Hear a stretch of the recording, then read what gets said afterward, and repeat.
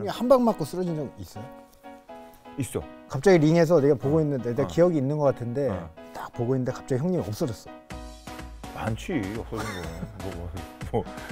뭐 레이세포였나? 레이세포는 사실 이거 레이세포는 경기 리뷰를 하긴 했지만 내가 훅 맞고 쓰러져서 카운터 일어났는데 내가 저희 의식이 없는 선수를 시합을 시킨 거거든. 이렇게 뭐 개걸음 옆으로 가고 있는데 그걸 차서 했는데 한 대 맞고 쓰러졌던 게 돈프라이. 돈프라이 선수도 한 대 맞고 쿵 쓰러졌는데 진짜로 어떻게 저렇게 맞고 쓰러질 수 있을까 하는 게 후속으로 맞았거든. 그 다음에 맞고 쓰러져서 한 번에 맞고 쓰러진 경기가 맞고 그냥 의식이 없었던 거는 돈프라이 빼고는 없는 것 같아. 돈프라이 빼고는. 나머지는 이제 의식이 좀 있거나 뭐 좀 있었는데. 근데 돈프라이가 그렇게 타격이 센 선수는 아닌데 오히려 아니야. 돈프라이가 타격이 이제 우리 입장에 돈프라이 타격이 되게 센 선수라고 이제 왜냐면 원래 복싱을 베이스로 했던 선수고. 레슬러로 알고 있어가지고. 아니야. 돈프라이는 기본적으로 레슬링 하면서 복싱도 기본 잘하는 프로 복싱 전적도 있는 선수야. 그래서 훅을 한 대 맞았는데 그냥 쓰러지더라고. 그다음에 마이티머한테 한 8대 정도 맞고 마지막 한 대 맞고 이제 쓰러진 거야. 8대 기초인차 거리다가 마지막 경기를 이제 맞고 쓰러졌던 거지. 형님은 매 경기 이렇게 격투기 훈련에는 좀 충실하셨어요? 충실했지.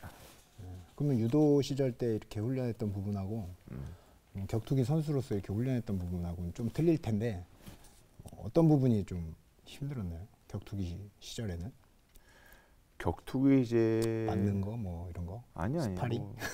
아니 그때 제기도 잘 알다시피 우리 그때는 운동할 때가 많지 않았잖아. 어느 대단한 스폰서가 뭐 짐을 차리거나 아니 팀을 이끌어가거나 그렇지 않으면은 여기 가도 파트너도 없고 체육관도 없고 막 가면은 진짜로 막 습하고 그런 데밖에 없었잖아. 이게 운동할 수 있는 여건이 안 됐던 게 굉장히 힘들었던 거야. 그래서 외국을 다녔었고 제기도 마찬가지고 태국 다니고 그런듯이 나도 막 뉴질랜드 가고 뭐 어디 가고 막 운동했었거든. 그때만 해도 2000년도 중반만 해도 우리나라에 물론 체육관들이 있긴 했었지만 이렇게 지금처럼 활성화되어 있지는 않았거든. 그다음에 격투기를 가르치는 체육관도 없었고 지금 형님은 또 사이즈도 있으셔가지고. 그렇지. 아니 생활체육으로 지금 격투기를 배우는 차이 그때가 없었잖아. 지금 많아졌잖아. 자기도 마찬가지고 그렇게 애들을 가르치고 있고. 그래서 이제 그때는 체육관도 없고 운동할 데 없었다. 그런 게 좀 애로사항이 파트너도 없었고. 형님이 유도 하실 때 유도는 좀 시스템이 잘 돼 있잖아요. 잘 돼 있지. 그러니까 뭐 시도팀도 있고 뭐 국가대표셨으니까 선수촌도 있고 그럴 텐데 거기서 운동하시다가 격투기 나오니까 완전 너무 열악하잖아요.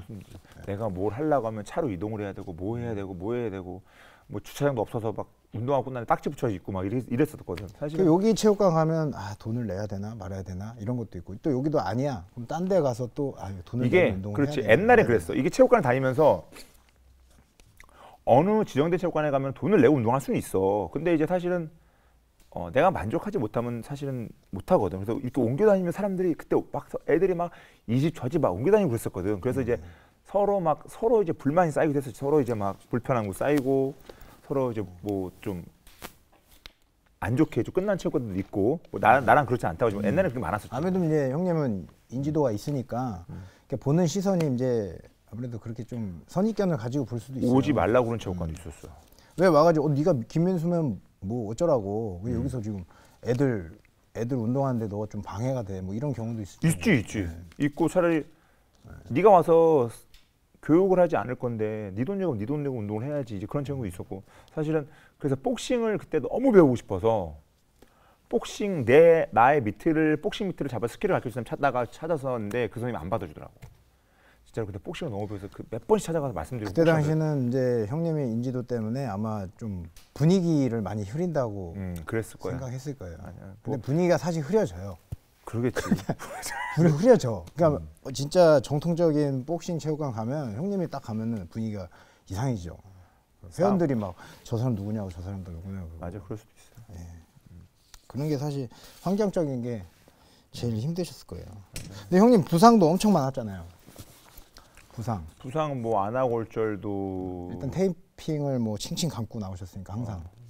안아골절 그다음에 기본적으로 갖고 있는 무릎 부상.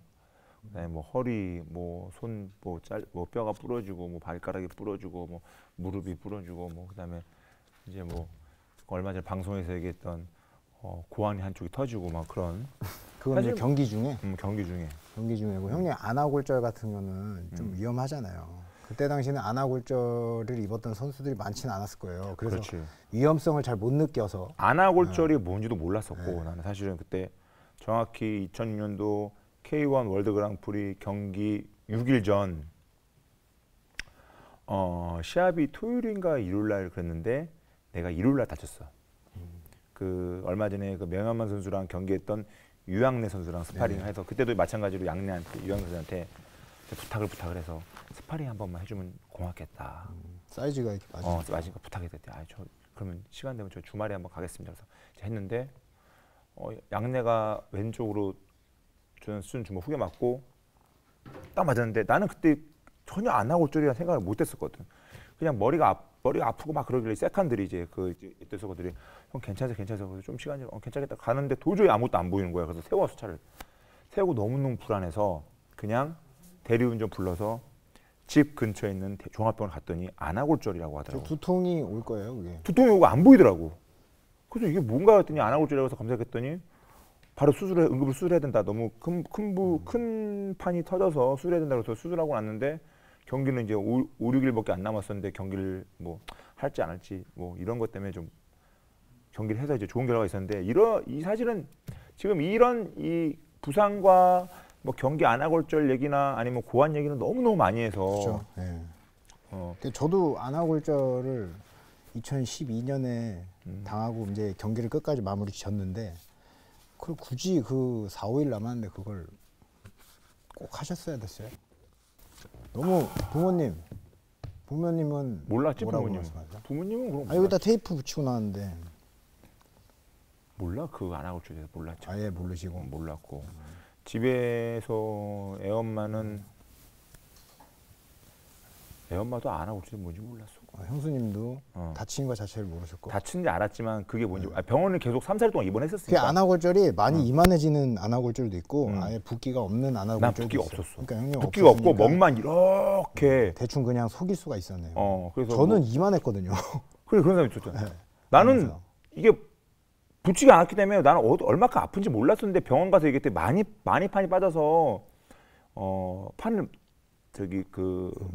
무슨 뭐 티타늄 판을 대야 됩니다라고 그러니까 그래요? 그랬더니 수술했는데 그 선생님이 격투기를 굉장히 좋아하시는 선생님이었는데 시합 못 한다고 그러면서 이제 그 수요일 날인가 일본의 그 관계자들이 한 10명 정도가 병원 왔었지. 와가지고 어떻게 했으면 좋겠냐고 뭐 하다가 그 눈을 다시 경기를 뛰었을 때 눈을 내가 맞을 수 있다는 거에 대해서 두려움은 없으셨어요?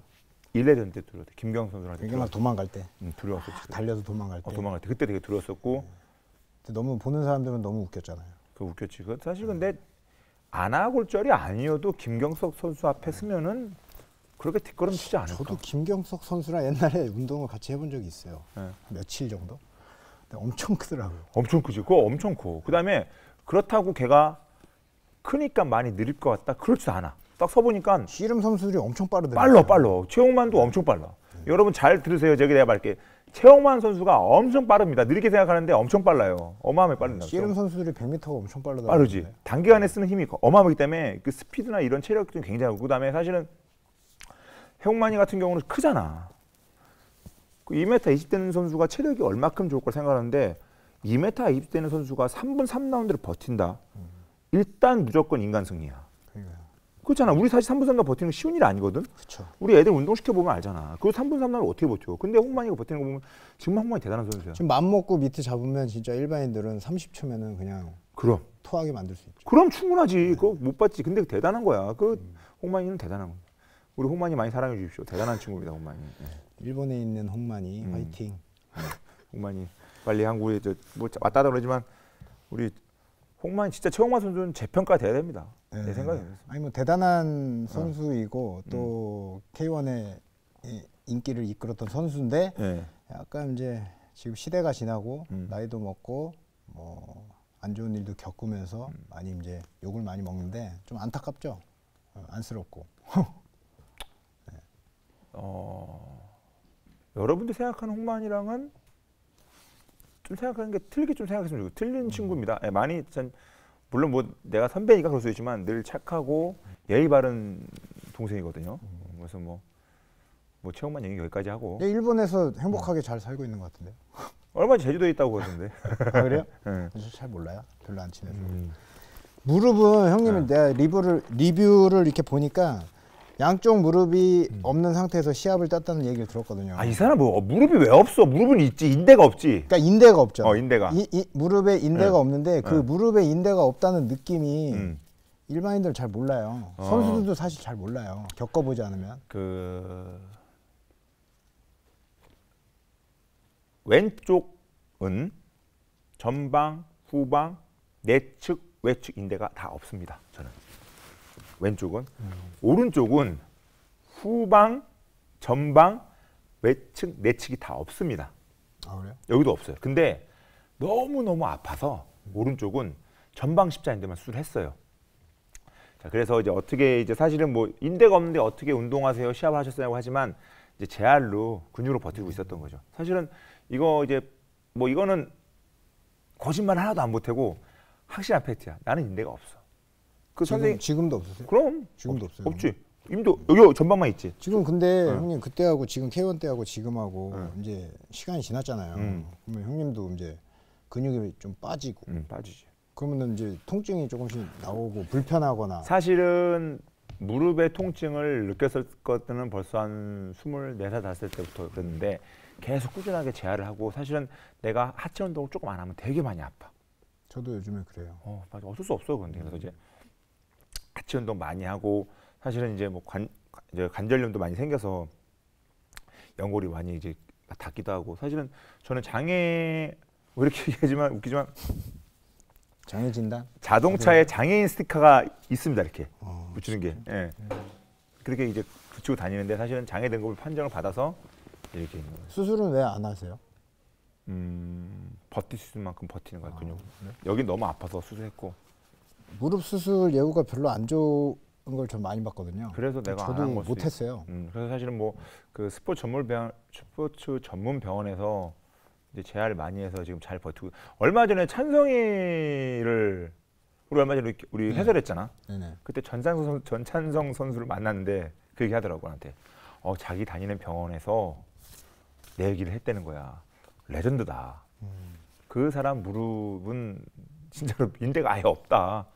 그래서 찬성이한테 얘기했다고 하더라고. 그래서 찬성이가 그 얘기를 하더라고. 형 괜찮아지냐. 뭐 열심히 재활하고 그래서 지금 뭐 잘 버티고 있다.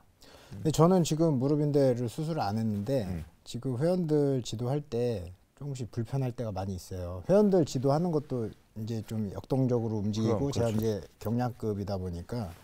근데 형님도 좀 지금 유도잖아요. 유도 체육관 하시잖아요. 좀 불편하지 않으세요? 그럼 많이 잡아서 넘기고 회원들을 넘겨도 걔네도 힘이 있잖아. 아무리 그렇지. 회원이라 그래도. 부담스럽죠. 그래서 이제 그래서 운동을 많이 하고 이제 테이핑도 하고 남모르게 좀 재활도 운동하고 많이 이제 하는 거야. 사실. 근데 회원들은 그런 거 생각하 지도자의 어떤 상황적인 걸 생각하지 않고 힘을 써버려요. 그럼 나는 되게 위축되거든요. 나는 아직까지 우리 체육관에서는 힘으로. 한 만약 기술로? 회원이 120명이면 그날 120명을 다 이길 수 있을 정도로 아직까지는 유도는 좀 잘하는 것 같아. 그래서 뭐 체육관에 그렇게 압박 막 느끼지 못하는데 가끔씩 선수들이 와서 이제 운동할 때는 선수들이 와서 운동하면은 야, 나 체육관에 있을 때 보여주잖아. 관장님이 이제 뭐 곧 있으면 50이긴 하네. 관장님이 이제 그걸 막 강함을 보여주기 위해서 열심히 하지. 열심히 진짜 열심히. 요새 뭐 코로나 때문에 체육관은 좀 어떠세요? 힘드는데 뭐 아니 그거 하나 물어보자. 재길이는 체육관을 하면서 어떤 생각으로 체육관을 해? 저요? 내가 한번 그냥 내가 관장이기 때문에 관장이면 그 체육관에 최선을 다해서 있어야 되는 거고 자꾸 이제 뭐 돈이 된다 안 된다 이런 걸 떠나서 본인이 책임감을 가지고 그렇지. 붙어 있으면 된다고 저는 생각하는 스타일이에요.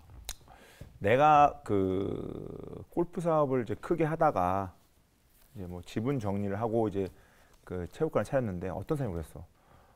아니 체육관 관장을 왜 하려고 해요? 왜 체육관 관장이 뭐 어때서? 사람들이 인식엔 체육관 관장은 맨날 추리닝만 입고 다니고 배고프고 그런 줄 알고 있는데 내가 저번에 얘기했잖아. 체육관 관장도 회사 대표처럼 생활해야 된다고 얘기했잖아. 사실은 노재길 관장이나 내가 아는 체육관들은 지금 잘 되는 편이긴 하지. 사실은 체육관 관장님들이 자기 회사라고 생각하고 열정을 다해서 하면은 분명히 체육관 관장이 아닌 체육관 대표라는 명함을 갖고 체육관을 운영할 수 있다고 생각을 하고, 내가 저번에 얘기했다시피 좀 이렇게 좀 자기만의 프라이드가 좀 있어야 되는데 그렇지 못한 관장들이 너무 많아. 금전적인 부분으로 첫 번째로 이제 다른 눈을 돌리는 분들이 많으세요. 금전적인 문제로 체육관 운영에 열정을 다하면 될 것 같은데. 그렇지, 맞아. 그리고 체육관이 잘 돌아가기 위해서 이제 시너지를 내기 위해서 밖에서 돌아다니시면 되는데, 당장에 체육관에 회비가 안 들어오고 돈이 안 들어오기 때문에 밖에서 다른 일을 하려고 하시니까 자꾸 이제 말아먹고 하시는 것 같더라고요. 그 사실 되게 위험한 이제 내가 말인데, 이거는 너는 잘 되니까 그렇게 얘기하지라고 할 수 있지만 체육관에 조금 더 시간을 투자하시고 체육관에 대해서 조금만 더 생각하시고 조금만 더 열정을 가지시면은 분명히 체육관은 좋아질 거라고 생각을 합니다. 저는 그렇지 않아요? 네. 물론 이제 그렇지 않으니까 다른 일 찾는다고 하는데, 한 번 더 열정적으로 체육관에 대해서 체육관에 에너지를 쏟으시면은 가난도 많아질 거고 들어오는 회원들도 나가지 않을 거라 생각을 합니다. 저는 사실은. 네. 근데 사실 이건 사실은 되게 위험한 그렇죠. 지금 말인데, 너는 잘 되니까 그렇게 얘기하지라고 하지만 한 번 더 진짜 한 번 더 좀 열정을 다해서 체육관을 운영하시면은 좋은 결과가 있지 않을까. 물론 이제 코로나가 확진자가 많아져서 거리두기가 좀 높아지면은 체육관을 열지 못하니까, 나 역시도 올림픽 메달리스트가 하는 유도장에 내가 아무리 열심히 해도 체육관을 문 닫으면 난 할 수가 없잖아. 나 혼자 강제로 문 열어 체육관 할 수도 없는 거야. 나는 구경만 하고 있어야 돼. 나는 근데 그럴 때만 해도 물론 나는 이제 부캐가 또 부를 하는 일이 있으니까 괜찮지만 계속 생각했어. 이 체육관이 오픈하면 어떻게 간원들을 얘기해야 되고 어떻게 신규를 모집해야 되고 기존 회원들을 어떻게 못 나게 해야 될까지 계속 연구하고 신경 쓰고 했었거든. 그런 거 좀 필요한 것 같아 사실. OBS